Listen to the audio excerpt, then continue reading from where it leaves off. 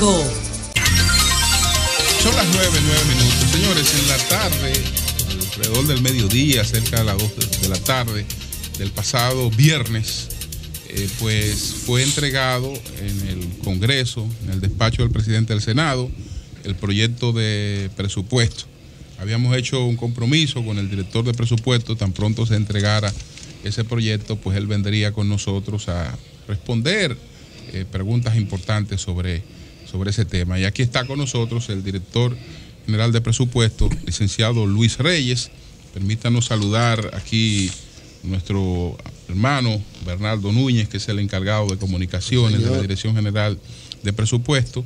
Muy efectivo, Bernardo. A Rosaura Quiñones, que es la directora de Estudios Económicos e Integración Presupuestaria. Así es que vamos a entrar en materia. Buenos días, Luis. Buenos días, Julio. Buenos días a todos. Un placer estar aquí con ustedes nueva vez. Después de mi entrada, perdóname, Julio, sí, al gobierno, al gabinete del presidente Danilo Medina, he podido comprender que el licenciado Luis Reyes es el funcionario más querido por todos los funcionarios. Todo el mundo lo busca para sí. El ministro de Hacienda y él son los dos funcionarios más queridos por todos los funcionarios del gobierno. Todos lo quieren ver. Todo el mundo quiere. Muchas gracias, Víctor, por ese reconocimiento. Mire, en términos generales, primero, vamos a hacer un enfoque global del presupuesto y ahí hacemos. Vemos los detalles entonces. Sí. Mira, lo primero que quiero destacar del proyecto de presupuesto correspondiente al año 2017 es, en el marco de las restricciones que se plantean para la formulación de un presupuesto de República Dominicana, en sentido general se conoce la situación que enfrenta el gobierno en términos de restricción presupuestaria. Creo que no hay que abundar de nuevo sobre el tema de la baja presión tributaria, el problema de la calidad de gasto que se menciona una y otra vez, el problema que tenemos de incumplimiento de leyes que establecen asignaciones específicas en términos de gasto. Yo creo que en el marco de todas estas cosas, el proyecto de presupuesto que se ha introducido al Congreso la pasada semana es un presupuesto balanceado y sobre todo que responde a lo que son las prioridades que ha establecido el gobierno, tratando de conectar con lo que son las expectativas de la población. Si hay algo que yo creo en lo que esta administración de gobierno ha sido exitosa, es tratando de utilizar los escasos recursos que ha tenido disponible para satisfacer las expectativas ciudadanas. El mejor ejemplo de ello, el 4% asignado, perdón, el 4% del Producto Interno Bruto asignado a la educación preuniversitaria. Si nosotros vemos el esfuerzo que ha hecho el gobierno para cumplir con ese compromiso establecido en el plan de gobierno 2012-2016 y el esfuerzo que ha hecho el gobierno para poder tener unos resultados en términos fiscales que sean no solamente sostenibles, sino que la comunidad internacional, la comunidad local, crea que es un esfuerzo serio. Visto eso, yo creo que nosotros debemos de coincidir que es un proyecto de presupuesto que hace un esfuerzo también por conectar de nuevo, por profundizar con las expectativas de la población y no ser indiferente frente a reclamos que hacen otros sectores de la vida nacional, incluso algunos sectores institucionales. Yo creo que en sentido general eso podría definir lo que es el ambiente en el que se ha formulado ese presupuesto. ¿Cuáles son las características fundamentales de los montos, la orientación que tiene este presupuesto en términos de inversión pública, de gasto público y de impuestos? Si hay algo que tenga que ver con eso. Por supuesto que sí. Y voy a comenzar por eso último. Mire, el crecimiento vegetativo de los ingresos para el próximo año se estima en 36,000 millones de pesos. Okay. En adición a esos 36,000 millones de pesos, el gobierno se ha propuesto aumentar la presión fiscal en 0.6% a través de medidas administrativas. No impuestos nuevos. No impuesto nuevo. Okay. Medidas administrativas, eficiencia recaudatoria, de eso hablamos. Eso representa aproximadamente unos 22,000 millones de pesos. Si usted suma los 36,000 millones y esos 22.000 millones más otras cosas que nosotros consideramos como parte de las recaudaciones, pero que no son disponibles para financiar gastos. Estamos hablando de que en el presupuesto del año 2017 nosotros dispondríamos de unos 60.000 millones de pesos. Okay. Y ahora voy al gasto. Desde el punto de vista del gasto, nosotros estamos incrementando el gasto en 58.000 millones de pesos. ¿Cuáles son las principales partidas de gasto que estamos incrementando? Primero, nosotros tenemos el cumplimiento del 4% del Producto Interno Bruto para la educación preuniversitaria. ¿Cuánto se lleva este año? 13.000 millones 13 en el año millones más. Okay. En el año 2017. ¿Cuánto representa el aumento en el pago de los intereses de la deuda? ¿Cuánto? 15.000 y pico de millones. Okay. ¿Cuánto van? 28.000 millones. 28. Y nosotros estamos asignando 16.000 millones de pesos adicionales en el año 2017 para educación, para la salud. 44 años. 44. También estamos asignando 2.400 millones para el fortalecimiento institucional de la Dirección General de Impuestos Internos y la Dirección General de Aduanas, en línea con el esfuerzo que queremos hacer de mejorar la recaudación. Y estamos asignando también 3.400 millones a la Policía Nacional para el fortalecimiento de algo que refería Oli, que refirió José, lo escuché mientras 3.000 millones aquí, más. 3.400 millones. Pero ahí hay una cosa en términos de gasto que yo quiero destacar. ¿Por qué esas dos áreas? Salud y seguridad ciudadana. Porque esas son posiblemente los 12 reclamos más importantes que ha hecho la sociedad dominicana. Y el gobierno ha hecho un esfuerzo por darle respuesta a ese reclamo. En el caso de la policía, y traigo la policía porque lo han comentado, repito, durante esta mañana, ¿qué es lo que se propone ahí? Justamente mejorar el salario de los policías. No hemos hablado de un aumento general de salario y no se habla de un aumento general de salario con esos recursos, aunque sí hay contemplado casi 2.000 millones de pesos y 2.000 millones de pesos para que la gente tenga una idea del impacto que podría tener en términos del salario de la policía, podría permitir un aumento general hasta de un 30%. Si eso se hace aplicando algunos criterios diferenciados, ese aumento salarial podría permitir un aumento mucho más significativo de los miembros que se han beneficiado con ese aumento salarial. ¿Qué otra cosa importante hay en ese presupuesto en favor de mejorar las condiciones de vida de los policías? Ahí se especializan casi 600 millones de pesos para incorporar la policía a la seguridad social, a la aplicación de la ley de la seguridad social en beneficio de los policías. ¿Y qué permite eso? Señores, sorprendentemente, el seguro de accidente no cubre a los policías. ¿Y cuál es el segmento de la población más expuesto a sufrir accidentes? Los policías. Y al interior del gobierno, nosotros señalábamos, no es posible que tengamos vacilaciones frente a eso. Nosotros hace años que debimos de haber dado ese paso. Y qué contento de que ahora así lo estamos haciendo, así lo estamos asumiendo. Se están especializando recursos para mejorar la calidad de vida de ese segmento que es, repito, posiblemente el más expuesto a sufrir accidentes en el cumplimiento de sus funciones. También se especializan recursos para fortalecer la reforma y todo el plan de pensiones que debería de acompañar esa reforma de ese cuerpo policial.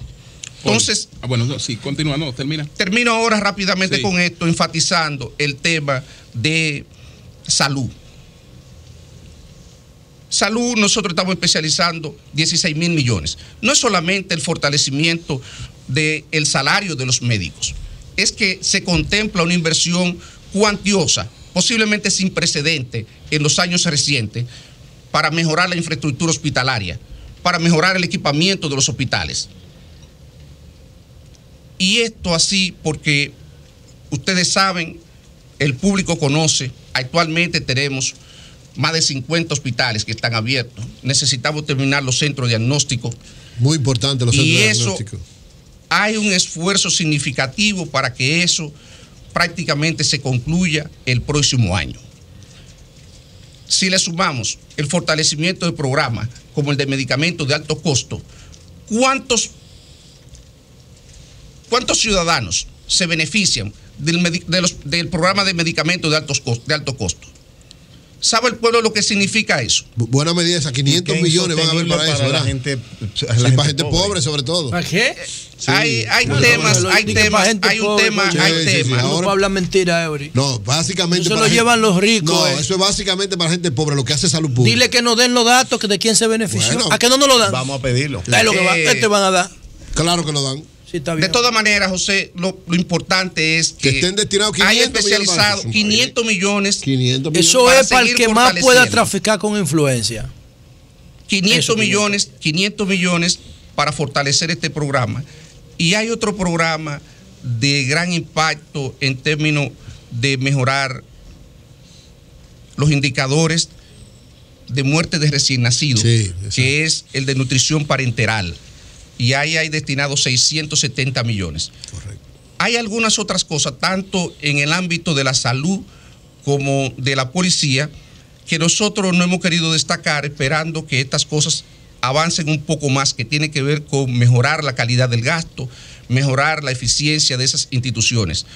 Se ha estado diseñando con el apoyo de consultores internacionales programas de gestión por resultado. Okay. Programa de gestión por resultado, hay programa piloto, tanto en el tema de seguridad ciudadana como en el tema de salud. Es la aplicación de nuevos esquemas y la aplicación de esos nuevos esquemas. El pago por resultados. Basado en asignación de recursos, basado en resultados. Monitoreo, costeo, evaluación, y en función de eso se asignarían los recursos, y sobre todo porque permitirían evaluar cómo nosotros podemos mejorar en esas áreas en el futuro. Licenciado Luis Reyes, se supone que usted maneja el presupuesto, lo asigna a las diferentes instituciones. Es responsabilidad de los ministros y directores el buen uso del presupuesto.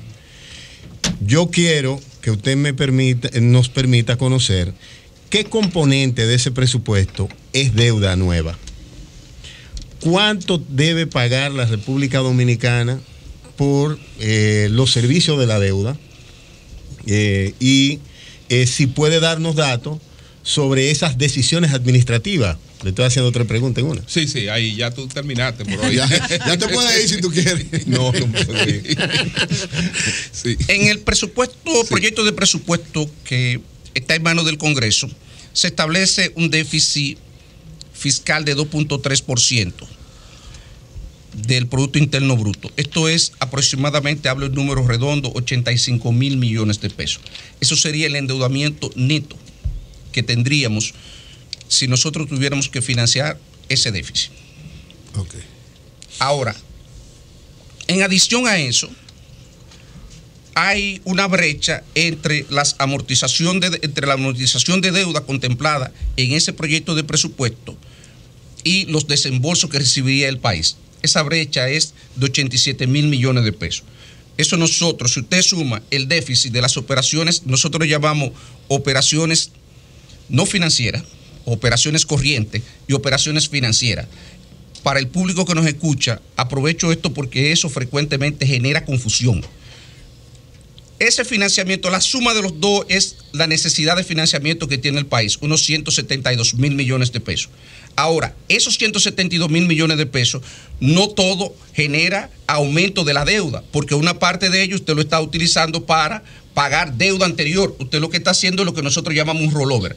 ¿Qué es lo que aumenta la deuda? Los 85 mil millones de pesos que mencioné primero. Entonces, reitero, para responder a la pregunta suya, el requerimiento son 172 mil millones de pesos. De esos 172 mil millones de pesos, 85 mil estarían incrementando el nivel de deuda del gobierno.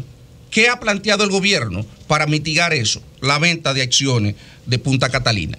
Si logramos vender 1.000 millones de dólares en acciones de Punta Catalina, en lugar de nosotros tener requerimientos por 2.3% por 85 mil millones de pesos, entonces podríamos tener 85 mil millones menos el valor en peso de ese ahí se ha de esas producido, acciones. a propósito de ese tema, un llamado de Bichara, que está pidiendo que se sea muy cuidadoso con el tema de la venta de Punta Catalina.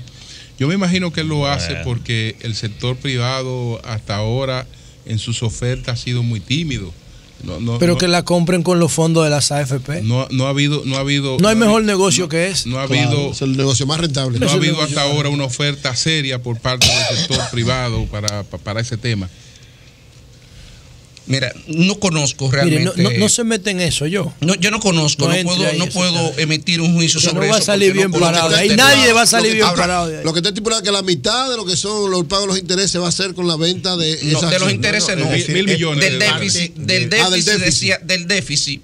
Si ingresa eso entraría como un ingreso de capital al gobierno. Claro. Sí. Y por tanto cerraría la brecha que tenemos contemplado en el presupuesto. A la mitad la llevaría. La llevaría un poquito. Lo que pasa es que tenemos varios años hablando de Punta Catalina y ninguno de los que está hablando de eso ha buscado $50 millones ni siquiera para darlo como avance. No para nada. Ni 3 Sí, Julio, pero nosotros duramos 4 años aquí diciendo que era bueno que el gobierno tuviera las plantas. Estamos hablando de no duramos 4 años diciendo eso. Espérate, yo no estoy diciendo que las plantas no son necesarias. Estoy diciendo. No, yo no digo eso. Yo digo que el gobierno las tuviera. Claro. Okay, eso es que yo me refiero. Pero estamos hablando de la venta porque el sector privado hasta ahora, el que ha hecho oferta, la quiere, pero la quiere que se la den a 20 años para pagarlo con la misma que planta. la compremos con los fondos de AFP. Es un negocio redondo. Hay deuda internacional y deuda local. Sí. Es decir, ¿qué componente es de deuda internacional que pudiera presionar la tasa de cambio? ¿Y qué componente es de la deuda local? Deuda en pesos. Sí. Bueno, Marilena, sí está predeterminado. Sí, no, eso está predeterminado. Déjeme decirle algo. Sí. Modernamente, no hay posibilidad de usted formular un presupuesto si no tiene identificado la fuente de financiamiento. Eso es un prerequisito para ver la consistencia. Cuando se habla de que se ha formulado un presupuesto que no es sostenible, eso habría que ver exactamente qué quiere significarse con que no es sostenible, porque parte del ejercicio de la formulación del presupuesto es la identificación de las fuentes potenciales que van a financiar esa brecha a la que hacía referencia anteriormente. En el caso del presupuesto, del proyecto de presupuesto del año 2017, se tiene contemplado unos 62.000 millones de pesos.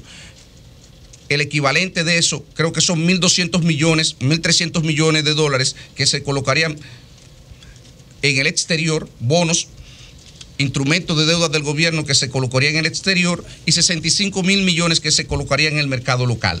Esas serían las dos principales fuentes de financiamiento que estamos contemplando.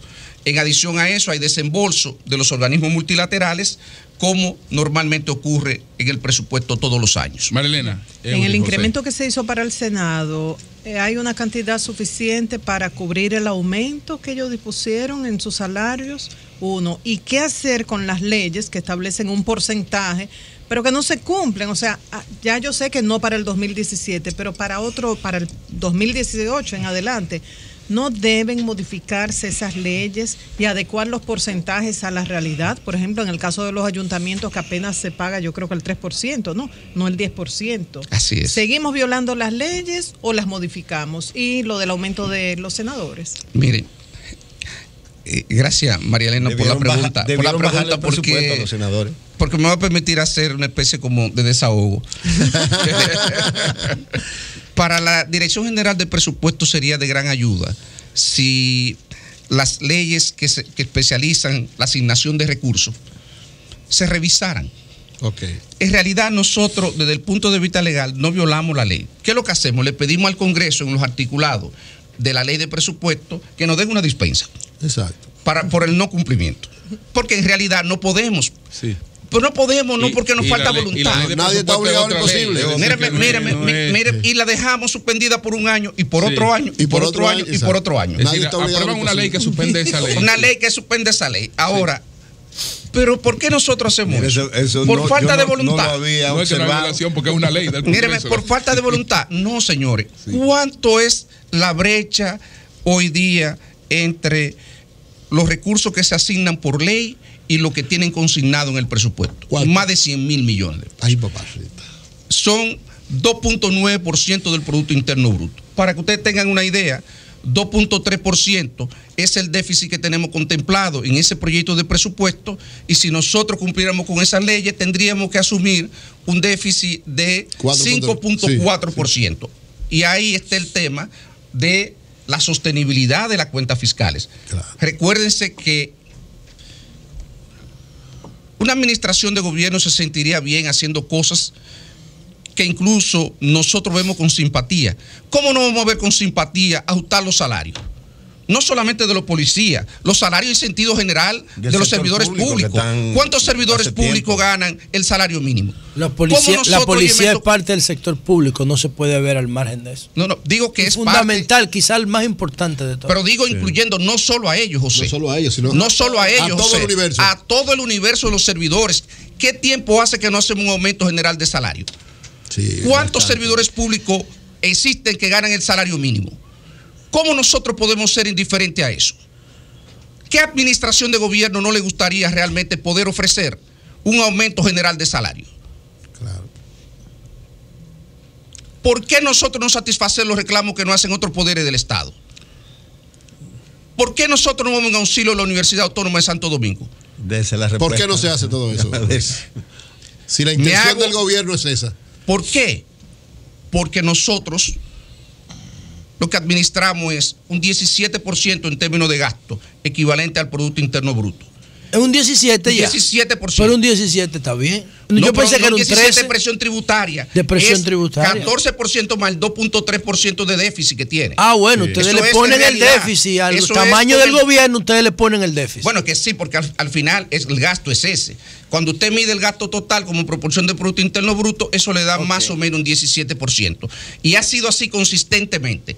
Incluso si usted sustrae de ese gasto el pago de los intereses de la deuda, usted va a ver incluso que eso ha venido declinando durante los últimos años, y de ahí el esfuerzo que estamos haciendo para mejorar la recaudación. Y concluyo ahora con la idea de la mejora en los salarios de los servidores públicos. Nosotros hemos discutido al interior del gobierno en profundidad este tema, y nosotros vemos con simpatía todo esto.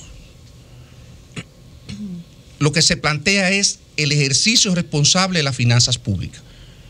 Por satisfacer esas expectativas, nosotros no podemos llevar las cuentas fiscales a una situación de cuestionamiento y que nos encontremos en una situación donde los inversionistas internacionales no estén en disposición de financiar nuestro presupuesto porque hagamos un ejercicio irresponsable. El ejercicio del Estado reclama, exige que esas cosas se manejen con prudencia, con sentido de responsabilidad. Sí, se quedó pendiente lo del Senado. Lo del Senado. Sí. El Senado no tiene aumento. No tiene aumento y... O sea, el que aprobó el Senado no va en el presupuesto. Del Senado no tiene aumento. Lo hacen con su presupuesto. No tiene incremento. No tiene. Incremento dentro de los poderes solamente tiene el Poder Judicial. Tiene 800 millones de pesos. Aprovecho. Muy poco, por cierto. No tampoco, Oli, no tampoco. Aprovecho. Ellos se quejaron. Aprovecho, por supuesto, y nosotros vemos con simpatía porque no es que creemos que con ese presupuesto podemos tener una justicia eficiente. Señores, no es posible con 14% de presión fiscal, 14.6, como tenemos ahí, 14.5, 14.6, tener servicios igual que lo que tiene un país de primer mundo. ¿Dónde ustedes han visto eso? Lo que pasa es que la gente se queja porque hay ciertos sectores, incluyendo partes gubernamentales, públicas, que sí viven como en un país del primer mundo. Sí viven como un país del primer mundo con el mismo presupuesto. Por ejemplo, nosotros los legisladores. O sea, los ingresos que nosotros tenemos y que tienen ustedes los funcionarios son propios de un país del primer mundo. Entonces los policías son propios de un país africano. Y ese es el problema, cómo nosotros cerramos la brecha. Sí, son las 9:33. Esa era tu inquietud, José. No, yo tengo mi pregunta bueno, aquí. Pues ahora venimos con ella. ¡Cami fuera!